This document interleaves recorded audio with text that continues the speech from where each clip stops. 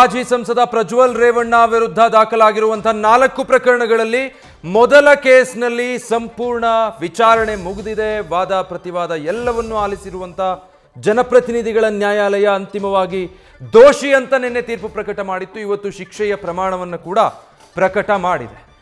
ಜನಪ್ರತಿನಿಧಿಗಳ ವಿಶೇಷ ನ್ಯಾಯಾಲಯ ಕೊಟ್ಟಿರುವ ತೀರ್ಪಿನ ಪ್ರಕಾರ ಗರಿಷ್ಠ ಶಿಕ್ಷೆ ಜೀವಾವಧಿ ಶಿಕ್ಷೆಯನ್ನು ಪ್ರಜ್ವಲ್ ರೇವಣ್ಣಗೆ ವಿಧಿಸಿರೋದು.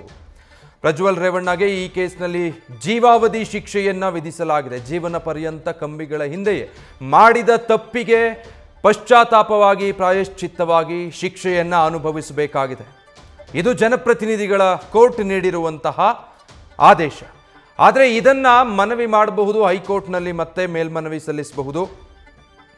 ತಾನು ನಿರ್ದೋಷಿ, ಆದರೆ ಜನಪ್ರತಿನಿಧಿಗಳ ನ್ಯಾಯಾಲಯದಲ್ಲಿ ಈ ರೀತಿಯಾದಂಥ ತೀರ್ಪು ಬಂದಿದೆ, ಇದನ್ನು ಮತ್ತೆ ಪರಿಗಣನೆಗೆ ತೆಗೆದುಕೊಳ್ಳಬೇಕು. ಜನಪ್ರತಿನಿಧಿಗಳ ವಿಶೇಷ ನ್ಯಾಯಾಲಯ ಕೊಟ್ಟಿರುವಂಥ ಆದೇಶವನ್ನು ಅಮಾನತಿನಲ್ಲಿಟ್ಟು ಈ ಕೇಸ್ನ ವಿಚಾರಣೆಯನ್ನು ಮತ್ತೆ ಕೈಗೆತ್ತಿಕೊಳ್ಳಬೇಕು ಅಂತ ಹೈಕೋರ್ಟ್ ಅದಕ್ಕೆ ಸಮ್ಮತಿಸಿದಾಗ ಸಹಜವಾಗಿ ಕೆಳಹಂತದ ನ್ಯಾಯಾಲಯ ನೀಡಿದಂತಹ ತೀರ್ಪನ್ನು ಅಮಾನತಿನಲ್ಲಿಟ್ಟು ಅದಾದ ಮೇಲೆ ವಿಚಾರಣೆಯನ್ನು ಮುಂದುವರಿಸಬೇಕಾಗತ್ತೆ. ಹಾಗಿದ್ರೆ ಈ ಜೀವಾವಧಿ ಶಿಕ್ಷೆಯ ತೀರ್ಪನ್ನು ಅಮಾನತಿನಲ್ಲಿಡ್ತಾ ಇದ್ದ ಹಾಗೇನೆ ಪ್ರಜ್ವಲ್ ರೇವಣ್ಣ ಬಿಗ್ ರಿಲೀಫ್ ಸಿಕ್ಕಿದ ಹಾಗ ಅಥವಾ ಜೈಲಿಂದ ಹೊರಗೆ ಬಂದ್ಬಿಡ್ಬೋದಾ, ಜಾಮೀನು ಸಿಗುತ್ತಾ ಅಂತ ಕೇಳಿದ್ರೆ ಅದು ಯಾವುದಕ್ಕೂ ಕೂಡ ಅವಕಾಶ ಇರೋದಿಲ್ಲ. ಯಾಕೆ ಅಂದರೆ ಇದು ಹೊರತುಪಡಿಸಿ ಇನ್ನೂ 3 ಕೇಸ್ಗಳು ಪ್ರಜ್ವಲ್ ರೇವಣ್ಣ ಮೇಲಿರೋದು, ಅದರ ವಿಚಾರಣೆಗಳು ನಡೀತಾ ಇದೆ. 7 ವರ್ಷಕ್ಕಿಂತ ಅಧಿಕ ಶಿಕ್ಷೆ ಪ್ರಕಟ ಆಗಿರೋದ್ರಿಂದ ಜಾಮೀನಿಗೆ ಅಪ್ಲಿಕೇಶನ್ ಹಾಕೋದಕ್ಕೆ ಬರೋದಿಲ್ಲ.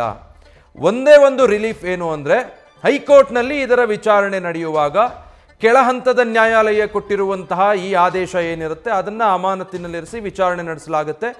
ಆ ನಂತರ ಮತ್ತೆ ನೋಡಬೇಕು. ಈಗ ಜನಪ್ರತಿನಿಧಿಗಳ ನ್ಯಾಯಾಲಯದಲ್ಲಿ ಯಾವ ರೀತಿ ಇದರ ವಾದ ಪ್ರತಿವಾದ ನಡೀತಾ ಹೋಯಿತು, ಅಂತಿಮವಾಗಿ ನ್ಯಾಯಾಧೀಶರು ಪ್ರಜ್ವಲ್ ರೇವಣ್ಣ ದೋಷಿ ಅನ್ನುವಂತಹ ತೀರ್ಮಾನಕ್ಕೆ ಬಂದರು. ಅದೇ ರೀತಿ ಮತ್ತೆ ಹೈಕೋರ್ಟ್ನಲ್ಲಿ ಟ್ರಯಲ್ ನಡೀತಾ ಹೋಗುತ್ತೆ, ವಾದ ಪ್ರತಿವಾದ ನಡೆಯುತ್ತೆ. ಸಂಪೂರ್ಣವಾಗಿ ಹೈಕೋರ್ಟ್ನ ಪೀಠ ಈ ಪ್ರಕರಣದಲ್ಲಿ ವಾದ ಪ್ರತಿವಾದವನ್ನು ಆಲಿಸ್ತಾರೆ. ಯಾಕೆ ಈ ಕೆಳಹಂತದ ನ್ಯಾಯಾಲಯ ಕೊಟ್ಟಿರುವಂಥ ತೀರ್ಪನ್ನು ಆಕ್ಷೇಪಿಸಿ ಮನವಿ ಸಲ್ಲಿಸಿದ್ದೀರಾ, ಕಾರಣಗಳೇನಿದೆ, ಯಾವ ಅಂಶಗಳನ್ನು ಪರಿಗಣಿಸಿಲ್ಲ ಅನ್ನೋದು ನಿಮ್ಮ ವಾದ, ಇದೆಲ್ಲವನ್ನು ಕೂಡ ಮನಗಂಡು ಹೈಕೋರ್ಟ್ ಅದಾದ ಮೇಲೆ ತನ್ನ ತೀರ್ಪನ್ನು ಹೇಳೋವರೆಗೂ ಕೂಡ ಜನಪ್ರತಿನಿಧಿಗಳ ನ್ಯಾಯಾಲಯ ಕೊಟ್ಟಿರುವಂಥ ಈ ತೀರ್ಪನ್ನು ರದ್ದುಪಡಿಸಬಹುದು, ಅದನ್ನು ಅಮಾನತಿನಲ್ಲಿ ಇಡಬಹುದು. ಅಷ್ಟರ ಮಟ್ಟಿಗೆ ಪ್ರಜ್ವಲ್ ರೇವಣ್ಣಗೆ ರಿಲೀಫ್ ಸಿಗಬಹುದು ಅಷ್ಟೇ. ಅದನ್ನು ಹೊರತುಪಡಿಸಿ ಇನ್ಯಾವುದೇ ದಾರಿ ಸದ್ಯಕ್ಕೆ ಪ್ರಜ್ವಲ್ ರೇವಣ್ಣ ಪಾಲಿಗಿಲ್ಲ. ಸೊ ಹೈಕೋರ್ಟ್ನಲ್ಲಿ ಏನಾಗುತ್ತೆ ಅನ್ನುವಂಥದ್ದನ್ನು ನೋಡಬೇಕು. ಯಾರ ಪರವಾಗಿ ತೀರ್ಪು ಬರುತ್ತೆ ಅನ್ನೋದರ ಆಧಾರದ ಮೇಲೆ ಮತ್ತೆ ಸುಪ್ರೀಂ ಕೋರ್ಟ್ಗೆ ಯಾರು ಹೋಗ್ತಾರೆ ಅನ್ನೋದು ನಿರ್ಧಾರ ಆಗುತ್ತೆ. ಒಂದು ವೇಳೆ ಅಲ್ಲಿ ಪ್ರಜ್ವಲ್ ರೇವಣ್ಣ ಪರವಾಗಿಯೋ ವಿರೋಧವಾಗಿಯೋ ಬಂದರೆ, ಪರವಾಗಿ ಬಂದರೆ ಸಹಜವಾಗಿ ಪ್ರಾಸಿಕ್ಯೂಷನ್ ಕಡೆಯಿಂದ ಹಾಗೆ ಸುಪ್ರೀಂ ಕೋರ್ಟ್ಗೆ ಅಪೀಲ್ ಹೋಗ್ತಾರೆ. ಒಂದು ವೇಳೆ ಇಲ್ಲಿ ಬಂದಂಥ ತೀರ್ಪೆ ಮತ್ತೆ ಹೈಕೋರ್ಟ್ನಲ್ಲೂ ಬಂದರೆ ಆಗ ಪ್ರಜ್ವಲ್ ರೇವಣ್ಣ ಪರವಾಗಿ ಸುಪ್ರೀಂ ಕೋರ್ಟ್ಗೆ ಮತ್ತೆ ಇನ್ನೊಂದು ಮೇಲ್ಮನವಿ ಹೋಗುವಂಥ ಸಾಧ್ಯತೆ ಇರುತ್ತೆ. ಸೊ ಇಷ್ಟು ಅವಕಾಶ ಸದ್ಯಕ್ಕೆ ಪ್ರಜ್ವಲ್ ರೇವಣ್ಣಗೆ ಈ ಕೇಸ್ನಲ್ಲಿ ಇರೋದು. ಏಪ್ರಿಲ್ 28, 2024ರಲ್ಲಿ ದಾಖಲಾದಂಥ ಕೇಸು ಇದು. ಮೊಟ್ಟ ಮೊದಲ ಕೇಸ್. KR ನಗರ ಮೂಲದ ಮಹಿಳೆ. ಆಕೆ ಇವರ ಮನೆಯಲ್ಲಿ ಮನೆ ಕೆಲಸ ಮಾಡಿಕೊಂಡಿದ್ದಂಥ 47 ವರ್ಷದ ಮಹಿಳೆ, ಓರ್ವ ಬಡ ಮಹಿಳೆ. ಆಕೆಯ ಮೇಲೆ ಪ್ರಜ್ವಲ್ ರೇವಣ್ಣ ತನ್ನ ಬಲಪ್ರಯೋಗ, ರಾಜಕೀಯ ಪ್ರಭಾವ ಅಥವಾ ತನ್ನ ಸ್ಥಾನಮಾನ ಏನಿದೆ ಅದನ್ನು ಬಳಸಿಕೊಂಡು ಬಲವಂತವಾಗಿ ಅತ್ಯಾಚಾರ ಮಾಡಿ ಕಿರುಕುಳ ಕೊಟ್ಟಿದ್ದಾನೆ ಎನ್ನುವಂಥ ಆರೋಪ ಮಾಡಿ ಆ ಪ್ರಕರಣ ದಾಖಲಾಗಿತ್ತು. ಅದಕ್ಕೆ ಸಂಬಂಧಪಟ್ಟ ಹಾಗೆ ಪೂರಕವಾಗಿ ಅನ್ನೋ ಹಾಗೆ ಸಾಕಷ್ಟು ಸಾಕ್ಷಿಗಳನ್ನು ಒದಗಿಸಿ ಸಾವಿರಾರು ಪುಟಗಟ್ಟಲೆ ಚಾರ್ಜ್ ಶೀಟನ್ನು ಪೊಲೀಸರು ಸಲ್ಲಿಕೆ ಮಾಡಿದರು. ಅದಾದ ಮೇಲೆ ಸುದೀರ್ಘವಾಗಿ ಈ ಜನಪ್ರತಿನಿಧಿಗಳ ನ್ಯಾಯಾಲಯದಲ್ಲಿ ಈ ಪ್ರಕರಣದ ವಿಚಾರಣೆ ನಡೀತಾ ಹೋಯಿತು. ಪ್ಯಾರಲಲ್ಲಿ ಇತರೆ ಪ್ರಕರಣಗಳ ವಿಚಾರಣೆಗಳು ಕೂಡ ಸಾಗ್ತಾ ಹೋಯಿತು. ಬಹಳಷ್ಟು ಪ್ರಮುಖವಾದಂಥ ಸಾಕ್ಷಿಗಳು ಇದ್ದಿದ್ದರಿಂದ, ಪ್ರಬಲವಾದಂತಹ ಸಾಕ್ಷಿಗಳು ಕಂಡು ಬಂದಿದ್ದರಿಂದಾಗಿ ಪ್ರಜ್ವಲ್ ರೇವಣ್ಣಗೆ ಈ ಗಂಭೀರ ಪ್ರಕರಣ ಆಗಿದ್ದ ಕಾರಣ ಇದರಲ್ಲಿ ಯಾವುದೇ ರೀತಿಯಾದಂಥ ಮೊದಲನೇ ನಿರೀಕ್ಷಣಾ ಜಾಮೀನಾಗಲಿ, ಆ ನಂತರದಲ್ಲಿ ಜಾಮೀನು ಅರ್ಜಿ ಸಲ್ಲಿಸಿದಾಗಲಿ ಜಾಮೀನು ಸಿಗುವಂಥ ಯಾವುದೇ ಅವಕಾಶಗಳು ಇರಲಿಲ್ಲ, ಇದುವರೆಗೂ ಕೂಡ ಸಿಗಲಿಲ್ಲ. ಅದೇ ಕಾರಣಕ್ಕಾಗಿ ಪ್ರಜ್ವಲ್ ರೇವಣ್ಣ ಅರೆಸ್ಟ್ ಆದ ದಿನದಿಂದ ಇವತ್ತಿನವರೆಗೂ ಕೂಡ 14 ತಿಂಗಳು ಜೈಲು ವಾಸ ಅನುಭವಿಸಿದ್ದಾರೆ. ಏನೇನೋ ಅಲ್ಲ ಅಂತ ಅನ್ಸುತ್ತೆ ಈಗ, ಯಾಕಂದರೆ ಜೀವಾವಧಿ ಶಿಕ್ಷೆಗೆ ಒಳಗಾಗಿರೋದು 14 ತಿಂಗಳು ಲೆಕ್ಕನೇ ಹಲ್ಲಾಗಿ ನೋಡಿದರೆ ಪ್ರಜ್ವಲ್ ರೇವಣ್ಣಗೆ ಈಗ 34 ವರ್ಷ. ಇನ್ನು ಭವಿಷ್ಯ ಇದೆ, ಜನರ ಸೇವೆ ಮಾಡಬೇಕಾಗಿದೆ, ರಾಜಕಾರಣದಲ್ಲಿ ಅವರಿಗೆ ಭವಿಷ್ಯ ಇದೆ, ಇದೆಲ್ಲವನ್ನು ಪರಿಗಣಿಸಿ ಕನಿಷ್ಠ ಶಿಕ್ಷೆಯನ್ನು ಕೊಡಬೇಕು, ಒಂದು 10 ವರ್ಷ ಶಿಕ್ಷೆಗೆ ಪರಿಗಣಿಸಬೇಕು ಅಂತೆಲ್ಲ ಪ್ರಜ್ವಲ್ ರೇವಣ್ಣ ಪರವಾಗಿ ವಕೀಲರು ಮನವಿ ಮಾಡಿ ವಾದ ಮಾಡಿದರು. ಪ್ರಜ್ವಲ್ ರೇವಣ್ಣ ಕೂಡ ಇದು ರಾಜಕೀಯ ಷಡ್ಯಂತ್ರ, ನನ್ನ ವಿರುದ್ಧ ಈ ರೀತಿ ಮಾಡಿದ್ದು ಅಂತ ಹೇಳಿ ಕಣ್ಣೀರು ಹಾಕ್ಕೊಂಡು ನ್ಯಾಯಾಧೀಶರ ಮುಂದೆ ಅವಲತ್ಕೊಂಡಿದ್ದು, ಇದೆಲ್ಲ ಘಟನೆಗಳಿಗೆ ಇವತ್ತು ಜನಪ್ರತಿನಿಧಿಗಳ ವಿಶೇಷ ನ್ಯಾಯಾಲಯ ಸಾಕ್ಷಿಯಾಯಿತು.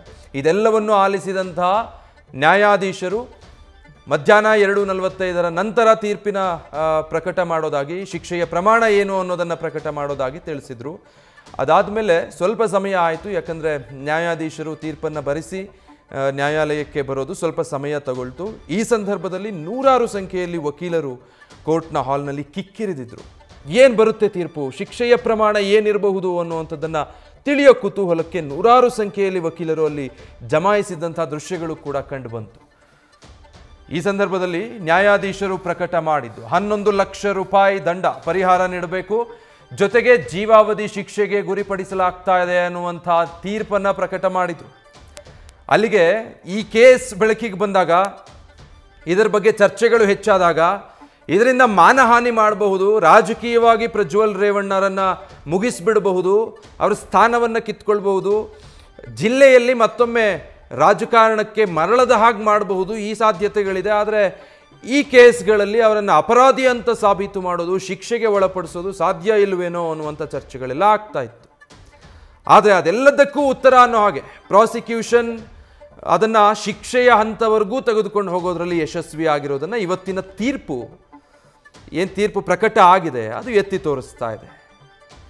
ಯಾಕಂದರೆ ಆ ಘಟನೆ ಯಾವಾಗ ನಡೀತು ಆವಾಗಲೇ ಕಂಪ್ಲೇಂಟ್ ದಾಖಲಾಗಿದ್ದಲ್ಲ, ತಕ್ಷಣಕ್ಕೆ ತನಿಖೆ ಆರಂಭ ಆಗಿದ್ದಲ್ಲ.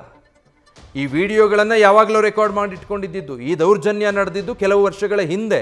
ಆದರೆ ಅದೆಲ್ಲವೂ ಬೆಳಕಿಗೆ ಬಂದಿದ್ದು ಯಾವಾಗ, ಪ್ರಜ್ವಲ್ ರೇವಣ್ಣ ಸಂಬಂಧಪಟ್ಟಂತಹ ವಿಡಿಯೋಗಳಿದ್ದ ಪೆನ್ ಡ್ರೈವ್ ಮತ್ತು ವಿಡಿಯೋಗಳು ವೈರಲ್ ಆಗೋದಕ್ಕೆ ಶುರುವಾದಾಗ, ಲೋಕಸಭಾ ಚುನಾವಣೆಗೆ ಮೊದಲ ಹಂತದ ಮತದಾನ ನಡೀತಾ ಇದ್ದ ಸಂದರ್ಭ ಅದು. ಏಪ್ರಿಲ್ 22ನೇ ತಾರೀಕು ಈ ವಿಡಿಯೋಗಳೆಲ್ಲ ಹೊರಗೆ ಬರುತ್ತೆ, 24, 25ನೇ ತಾರೀಕು ಮತದಾನ ಆಗುತ್ತೆ. ಆಮೇಲೆ ನೋಡಿದರೆ ಪ್ರಜ್ವಲ್ ರೇವಣ್ಣ ಗಾಯಬ್, ನಾಪತ್ತೆ.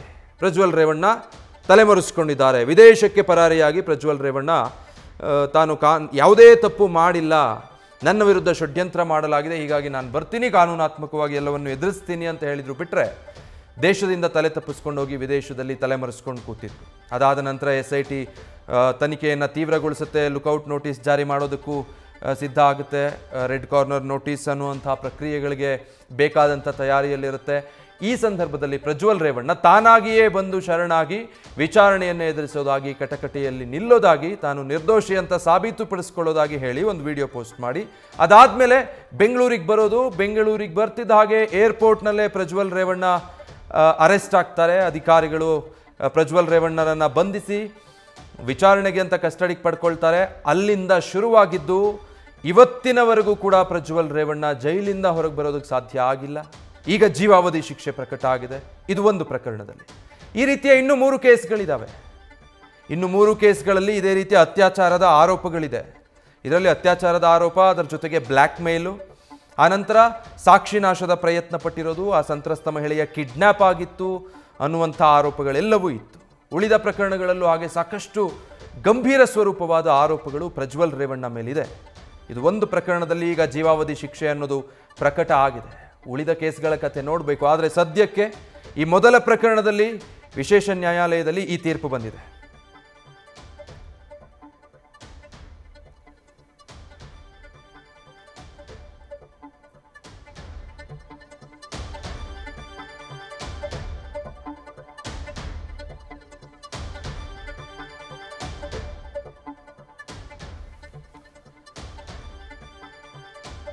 ಜನಪ್ರತಿನಿಧಿಗಳ ವಿಶೇಷ ನ್ಯಾಯಾಲಯ ಇವತ್ತು ಮಹತ್ವದ ತೀರ್ಪನ್ನು ನೀಡಿದೆ.